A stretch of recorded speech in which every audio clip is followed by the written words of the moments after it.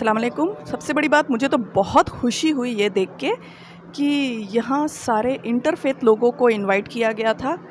पहले मुझे ऐसा गुमान था कि यहाँ सब लोग ऑडियंस में होंगे इंटरफ़ेथ वाले और सारे मुसलमान स्टेज पे बैठ के कुछ बताएँगे। लेकिन एकदम रिवर्स कुछ महसूस हुआ कि यहाँ पे मैक्सिमम स्पीकर्स जो थे वो इंटरफ़ेथ स्पीकर्स थे। उनके मुँह से हुज़ूर सल्लल्लाहु अलैहि वसल्लम की जो बातें हमने सुनी, मतलब मैं बता नहीं सकती हूँ मैं कितनी खुश हूँ इस बात को देख के कि और थोड़ी-सी औकात भी पता चली है कि देखिए दूसरों को जो नॉलेज है वो हमें क्यों नहीं है।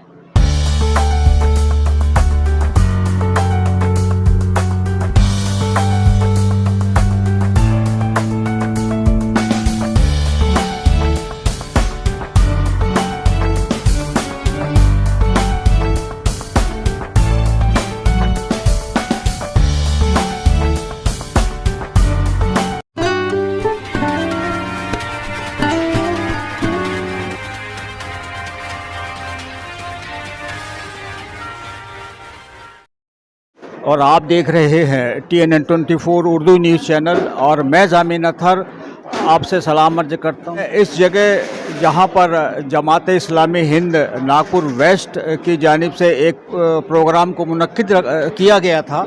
जैसा कि आप हमारे पीछे बैनर देख रहे हैं, पैगंबर परिचय, जो कि हमने आप सल्लल्लाहु अलैहि वसल्लम को सारे संसार के लिए रहमत बनाकर भेजा है और इसी मैसेज को आम करने के लिए यहाँ पर एक प्रोग्राम को मुनक्किद किया गया है और जिसके डॉक्टर मोहम्मद अयूब खान जो कि इसके संचालक रहे हैं। और हम ये जानना चाहते हैं कि इस्लाम धर्म क्या संदेश देता है। और पूरी दुनिया में एक कुरान ही पढ़ा जाता है। पूरी दुनिया में 195 देश है जिसमें 57 मुस्लिम देश है, लगभग 29% मुसलमान देश है। आखिर क्या कारण है कि सब लोग इस्लाम मजहब को बुरा बताते या समझते हैं? क्या ये बात सही है? बहुत अच्छी आपने बात कही। पूरे दुनिया में इस्लाम है, पूरी दुनिया में कुरान पढ़ा जाता है, लेकिन कुरान के बारे में लोगों के दिलों में कई बार भ्रांतियाँ और मिसकंसेप्शंस होते हैं। उसके कारण ये है कि जिसको वी वर्सेस यू जिसको हम कहते हैं कि हम अलग आप अलग, तो मुझे लगता है कई बार कि प्रॉफेट मोहम्मद जो कि इतने बड़े समाज सुधारक थे, दुनिया के सबसे बड़े समाज सुधारक हुए हैं अपने दौर के, और उनकी जो शिक्षा थी वो आज भी उतनी ही रेलेवेंट है जितनी उस दौर पे थी। तो शायद उनके मैसेजेस को सही तरीके से लोगों तक पहुंचा नहीं गया है। हमारी भी गलती, हमने पहुंचाया नहीं है। और शायद कई बार ऐसा होता है कि सियासत और लोगों के दिमाग में अंधकार, लोगों के दिमाग में मिसकंसेप्शंस होते हैं, जिसके वजह से लोग समझ नहीं पाते। तो मैं चाहूँगा ये जो परिचय, पैगम्बर परिचय जो कार्यक्रम जमात ने लिया है, जमात इस्लामी हिंद ने लिया है, ऐसे कार्यक्रम पूरे दुनिया में हर जगह होने चाहिए ताकि अलग अलग समाज के, मुख्तलिफ समाज के लोग एक साथ जमा हों, उन्हें प्रॉफेट मोहम्मद का संदेश मिले। इतने बड़े समाज सुधारक, क्रांतिकारी सुधार लाए उन्होंने समाज में। ये समाज के सुधार जब लोगों तक पहुंचेंगे तो लोगों को समझ में आएगा कि कितना बड़ा एहसान किया उन्होंने इंसानियत पे, कितना बड़ा एहसान था प्रॉफेट मोहम्मद का इंसानियत पे कि उनके कारण आज दुनिया ऐसी नहीं होती यदि प्रॉफेट मोहम्मद नहीं होते। तो ये मैसेज को पहुंचाना ज़रूरी है। ये मैसेज पहुंच जाएगा तो मुझे लगता है कि जो मिसकंसेप्शंस है लोगों के दिमाग में वो दूर हो जाएंगे। आप आखिरी में आप मतलब अपना परिचय भी दे दीजिए। मेरा नाम डॉक्टर तेजिंदर सिंह रावल है। मैं चार्टर्ड अकाउंटेंट हूँ। मैं इंडिया पीस सेंटर का ट्रस्टी हूँ और भाईचारे के लिए काम करता हूँ। मोहब्बत का पैगाम लोगों को देता हूँ। उर्दू की फ्री क्लासेस कंडक्ट करता हूँ। उर्दू की क्लास जो मैं क्लासेस लेता हूँ उसमें सभी समाज के लोग जुड़ते हैं और भाषा के ज़रिए मैं मोहब्बत का पैगाम लोगों को देता हूँ। लोग जब आते हैं तो उर्दू के बारे में भी वही मिसकंसेप्शन है जो इस्लाम के बारे में लोगों के दिमाग में है। जब आते हैं, जुड़ते हैं, उसको समझ में आता है कि इतनी खूबसूरत सी ज़बान है, हमारे देश की बनी अपनी ज़बान है, और धीरे धीरे जुड़ते जाते हैं। दीवारें छोटी होती चली जाती हैं, दीवारें टूट जाती हैं, मोहब्बत का पैगाम आता है, पुल बन जाते हैं और इंसानी मोहब्बत का पैगाम एक दूसरे को पहुंचता है, दिल से दिल जुड़ जाते हैं। तो इस तरीके से मेरी कोशिश होती है कि इंसानी मोहब्बत का पैगाम जितना जहाँ तक पहुँचा सके ताकि हम छोटी छोटी फ़िरकों से बाहर निकल कर और एक खूबसूरत सी दुनिया की कल्पना करें जहाँ पर हम सब भाईचारे का संबंध रखें एक दूसरे के साथ और प्यार और मोहब्बत का संबंध रखें।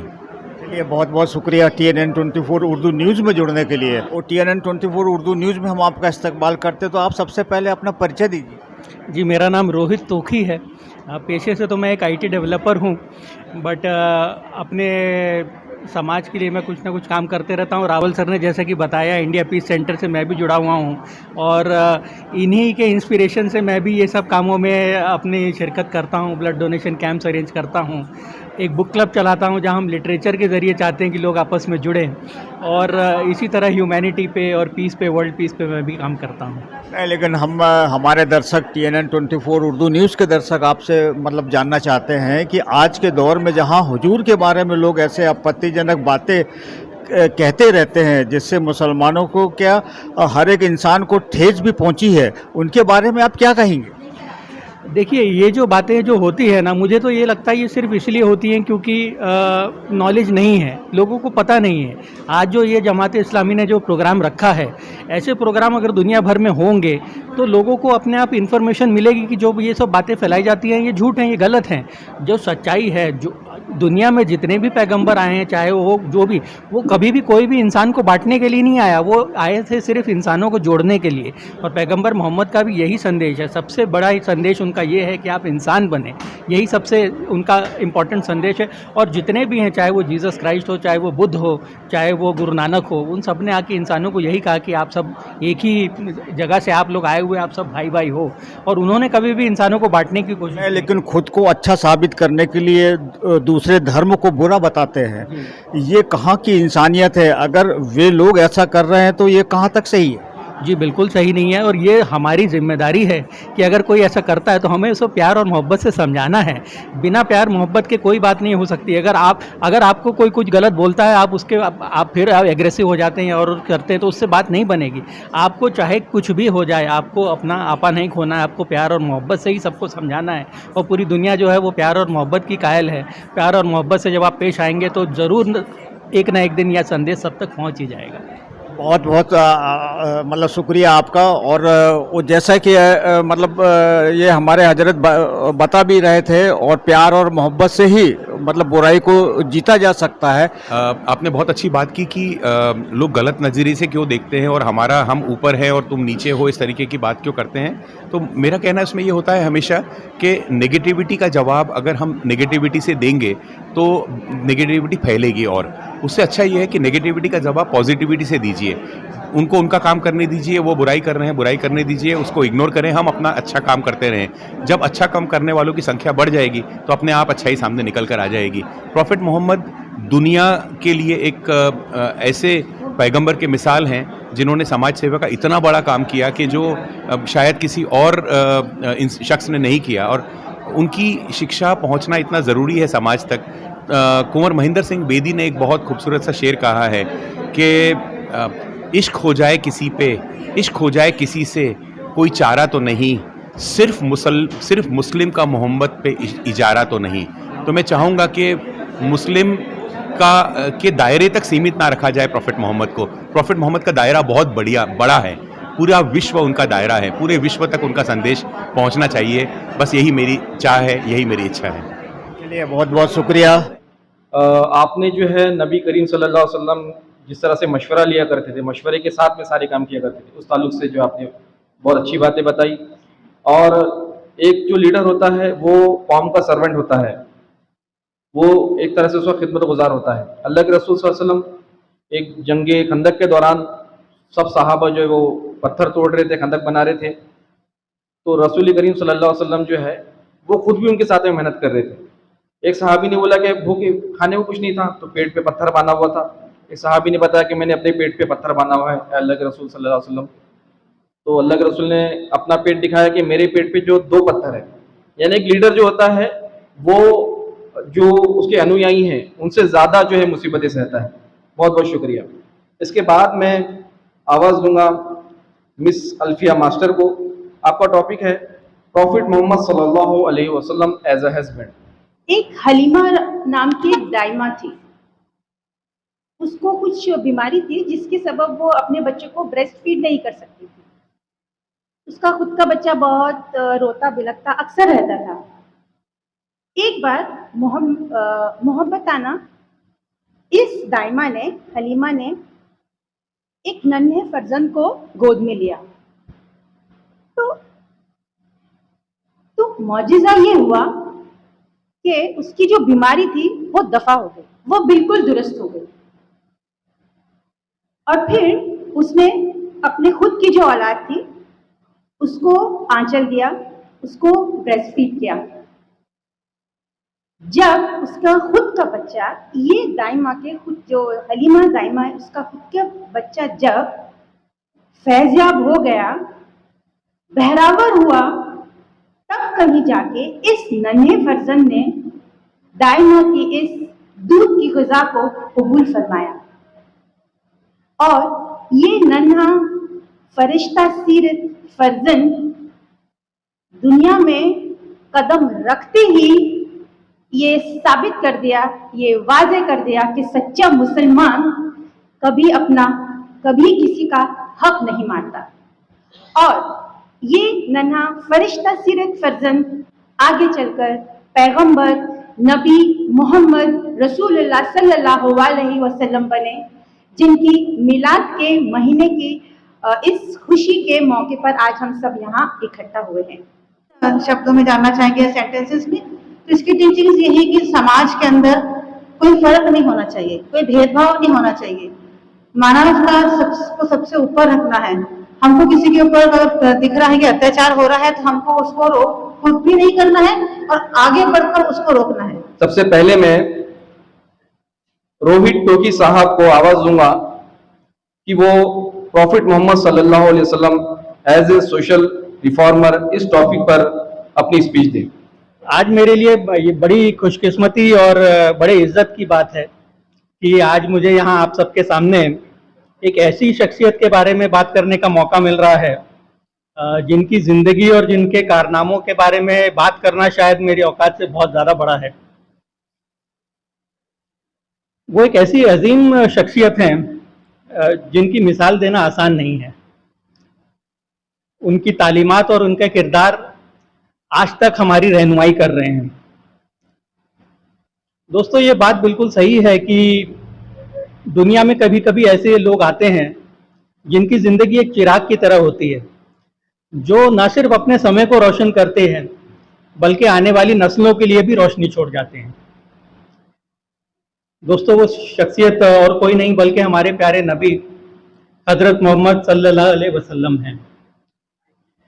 जैसे कि आप सब जानते हैं कि आपका जन्म 570 ईस्वी में मक्का के कुरैश कबीले में हुआ था। आपने अपनी सारी ज़िंदगी सच्चाई, इंसाफ और इंसानी बराबरी का पैगाम दिया। पैगंबर मोहम्मद ने एक ऐसे समाज की तामीर करी जो अमन, भाईचारे और इंसानी कदरों पर टिका हुआ था। उनकी तालीमात ने न सिर्फ अरब समाज को बदल दिया बल्कि पूरी दुनिया को इंसानियत और खुलूस की राह दिखलाई। आपकी जो ज़िंदगी थी, उन्होंने आज एक ऐसा समाज हमें दिया है और एक समाज में उन्होंने एक ऐसा बदलाव लाया जिसमें आज इंसानी बराबरी, इंसाफ और भाईचारा जो है आज हमारे समाज में जो हमें दिखाई देता है, ये उनकी राह दिखलाई गई है। तो आज हम कुछ उनके इन्हीं जो सोशल रिफॉर्मर वाले जो उनकी पर्सनालिटी के जो पहलू थे उन पे मैं बात करना चाहता हूँ। सबसे पहले मैं आपके सामने एक बहुत ही इम्पोर्टेंट पहलू पे बात करना चाहता हूँ और वो पहलू है ह्यूमन इक्वालिटी या इंसानी बराबरी। दोस्तों, पैगंबर मोहम्मद जिस दौर में थे उस दौर का जो अरब समाज था वो नस्ल, कबीले और ऊंच नीच, जात पात में बहुत ज़्यादा बटा हुआ था। ताकतवर लोग जो थे वो कमज़ोरों पे जुल्म करते थे। गुलामी का चलन बहुत आम था। आप बाजार में जाके गुलाम खरीद सकते थे जैसे आज आप सब्जी भाजी खरीदते हैं। और गुलामों की जो हालत थी बहुत बदतर थी, उनको बिल्कुल इंसानों जैसा ट्रीटमेंट नहीं दिया जाता था। गुलामों से लोग ऐसे काम करवाते थे जो आप कभी खुद करने की सोच भी नहीं सकते। ऐसे में पैगंबर मोहम्मद ने इंसानी बराबरी का पैगाम दिया। हम आज भी हमारे यहाँ कहना पड़ता है कि औरतों की और बेटियों की हालत हमारे समाज में आज भी बहुत खराब है। तो हमारे समाज में बहुत सारी बुराइयां आज भी हैं और पैगंबर मोहम्मद ने जो हमें पैगाम दिया था उसका मुझे लगता है कि हम ठीक से उसको फॉलो नहीं कर रहे हैं। तो हमारे ऊपर ये बनता है कि जो भी बुराइयां हैं, जितनी भी बुराइयां हमें समाज में दिखती हैं, वो चाहे हमारे देश में दिखे, चाहे वो हमारे समाज में दिखे, चाहे वो हमारे घर में दिखे, चाहे वो हमारे अंदर हमें दिखाई दे, इन सब बुराइयों के खिलाफ हमें जिहाद करना है और इन बुराइयों को हमें जड़ से ख़त्म करना है।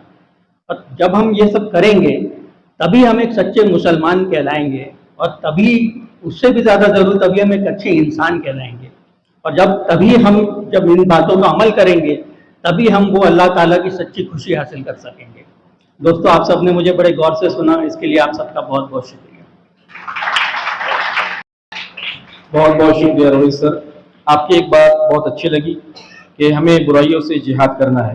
बहुत सारे लोग ये समझते हैं कि जिहाद का मतलब सिर्फ जंग होता है। एक मौके पर अल्लाह के रसूल ने फरमाया एक जंग से वापसी पे कि अब तुम जिहाद सगीरा से जिहाद कबीरा की तरफ जा रहे हो, यानी नफ्स से जिहाद। तो हमारी ईगो से, हमारी जो अना है, अहम है, इससे लड़ना भी बहुत ज़्यादा ज़रूरी है। और हमारी कम्युनिटी के अंदर में जो बुराइयाँ पाई जाती है उससे लड़ना भी एक तरह का जिहाद ही है, जद्दोजहद है। The foundation for an inclusive society.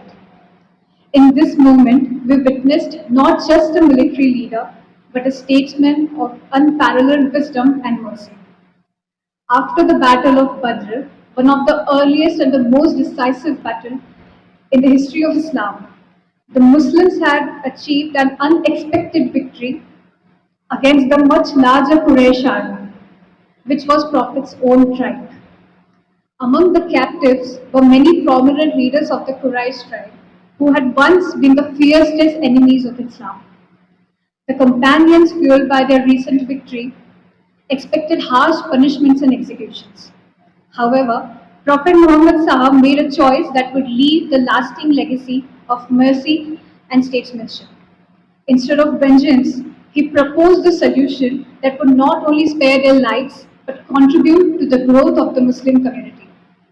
He decreed that the wealthy captives would buy back their freedom, while those who could not afford it would gain their liberty by teaching 10 Muslim children to read and write. In this single act, the Prophet transformed a movement of military triumph into an opportunity for education, reconciliation, and diplomacy.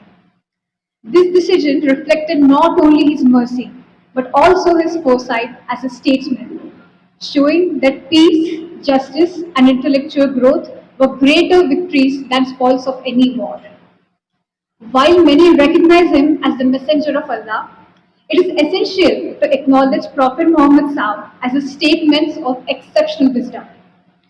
From this incident and many others, we see that his governance was not based on revenge, but on the principles of justice, compassion, and education. एक आयत भी है कि तुम सबसे ज़्यादा दोस्ती में अपने करीब क्रिश्चियंस को पाओगे। और आपने बहुत अच्छी बात कही कि हम सब आदम की औलाद हैं, और आदम जो है मिट्टी से बने थे। किसी अजमी को किसी अरबी पर और किसी अरबी को किसी अजमी पर कोई फौकियत हासिल नहीं है।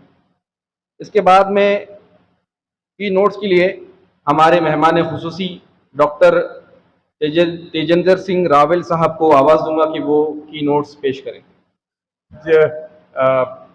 हमें कौमी एकता का दौर है, जिसमें जैसे मैं हमेशा कहता हूं कि सियासत कई बार हम लोगों में डिफरेंसेस पैदा करने की कोशिश करती है, लेकिन मैं हमेशा कहता हूं कि सियासतदान का काम सियासत करना है, हमारा काम मोहब्बत करना है। हम मोहब्बत का पैगाम देते रहें। आप लोगों ने जमात जो काम कर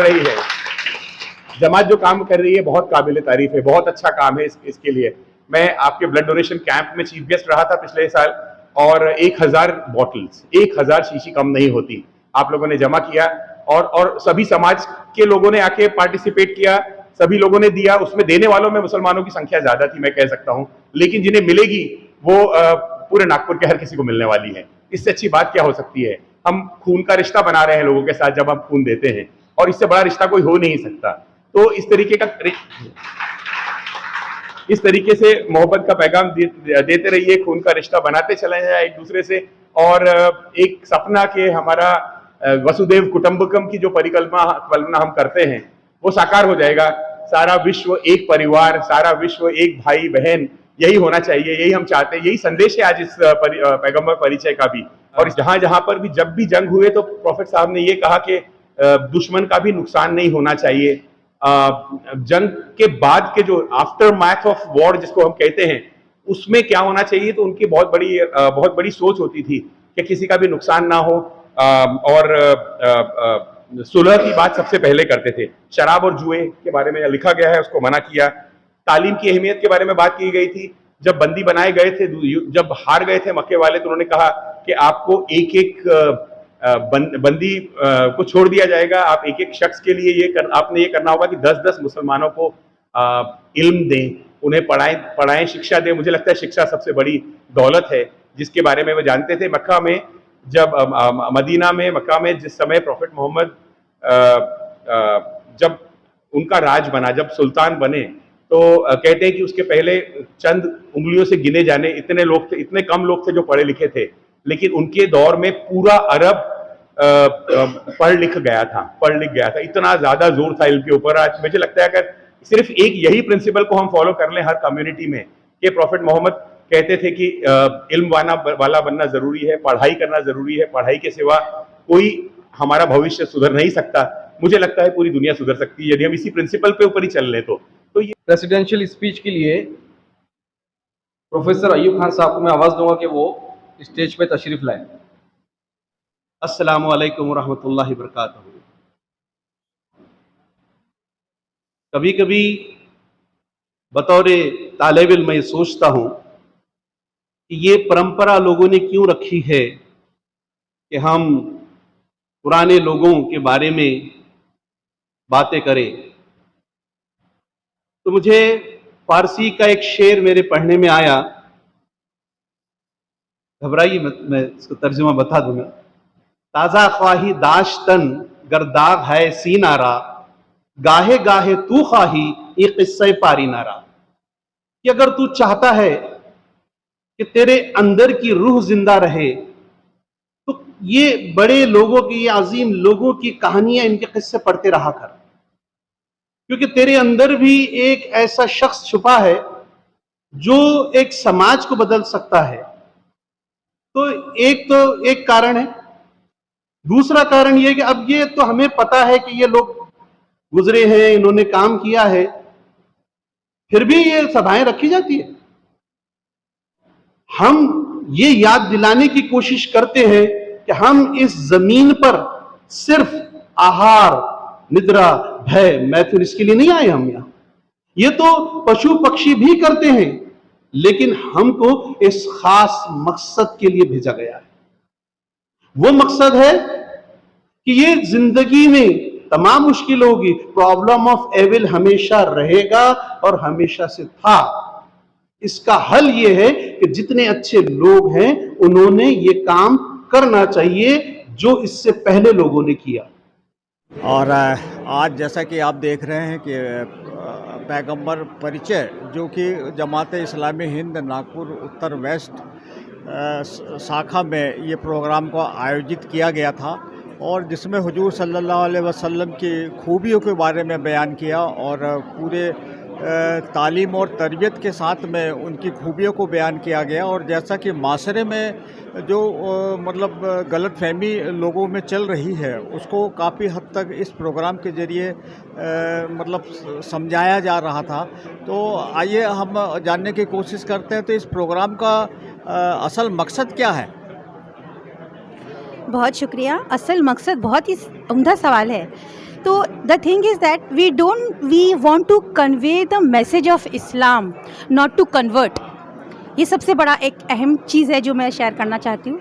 और दूसरा ये जो इस तरह के ओपन फोरम जो रहते हैं, आज़ाद प्लेटफॉर्म जो मुनक़द किए जाते हैं, इससे एक सबको एक मौका मिलता है कि हमारे मज़हब में जो कुछ ऐसी बातें हैं उससे भी आप झिझके ना, उसको भी आप पूछें ताकि आपकी गलतफहमी दूर हो। ये एक और मुझे सही में दिली में मुबारकबाद देना चाहती हूँ ये जमाते इस्लामी हिंद को कि इस तरह का इतना खूबसूरत प्रोग्राम आयोजित किया, इतना खूबसूरत, और ये खुशबू प्रोग्राम की मैं चाहती हूँ कि इतनी फैले कि ज़्यादा से ज़्यादा लोग आए और इससे बहरावर हो इस प्रोग्राम से। इस प्रोग्राम के जो आज़ाद ख़यालात का जो एक्सचेंज होता है वो काबिल तारीफ़ है। बहुत शुक्रिया। आप अपना परिचय भी बताएं। मेरा नाम मिसेज़ अलीफिया मास्टर है। मैं पेशे से एक टीचर हूँ। मैं भारतीय विद्या मंदिर में पढ़ाती हूँ एज एन इंग्लिश फैकल्टी, और मुझे बहुत खुशी है कि आपने हमें यहाँ इनवाइट किया और एक मौका दिया अपनी बात को रखने का। बहुत शुक्रिया। और आप क्या कहना चाहेंगे, क्योंकि इस प्रोग्राम के बारे में आप क्या कहना चाहेंगे? सबको अस्सलाम वालेकुम। सबसे बड़ी बात, मुझे तो बहुत खुशी हुई ये देख के कि यहाँ सारे इंटरफेथ लोगों को इनवाइट किया गया था। पहले मुझे ऐसा गुमान था कि यहाँ सब लोग ऑडियंस में होंगे इंटरफेथ वाले और सारे मुसलमान स्टेज पे बैठ के कुछ बताएंगे, लेकिन एकदम रिवर्स कुछ महसूस हुआ कि यहाँ पे मैक्सिमम स्पीकर्स जो थे वो इंटरफेथ स्पीकर्स थे। उनके मुंह से हुजूर सल्लल्लाहु अलैहि वसल्लम की जो बातें हमने सुनी, मतलब मैं बता नहीं सकती हूँ मैं कितनी खुश हूँ इस बात को देख के कि, और थोड़ी सी औकात भी पता चली है कि देखिए दूसरों को जो नॉलेज है वो हमें क्यों नहीं है। हमें भी इतना ही डीप में जाके खुद को समझना होगा, हुजूर सल्लल्लाहु अलैहि वसल्लम की बातों को समझना होगा, इस्लाम को समझना होगा। एंड ये कॉन्फिडेंस है कि अगर हर मुसलमान इस राह पे निकल जाए कि हम सबसे पहले ख़ुद को समझे, तो समझिए कि आपने सबको समझ लिया है, क्योंकि डिफरेंस तो मुझे लगा ही नहीं। हर चीज़, हर बात सिमिलैरिटी ही लगी। दूसरे इंटरफेथ वालों ने भी जो बातें बताई हैं उनके फेथ में, तो मुझे तो डिफरेंस पता नहीं चला, सिमिलैरिटी ही महसूस हुई है। और यही सिमिलैरिटी हमें और करीब लाएंगी, हमारे मुल्क को और बेहतर बनाने में मदद करेंगी। और मैं खुश हूँ कि जमात इस्लामी हिंद ने ये प्रोग्राम ऑर्गेनाइज़ किया। इस तरह के और भी अच्छे प्रोग्राम्स अगर ऑर्गेनाइज़ किए जाए तो मैं ज़रूर उसमें पार्ट लेना चाहूँगी। शुक्रिया। बहुत बहुत शुक्रिया TNN 24 उर्दू न्यूज़ में जुड़ने के लिए। शुक्रिया।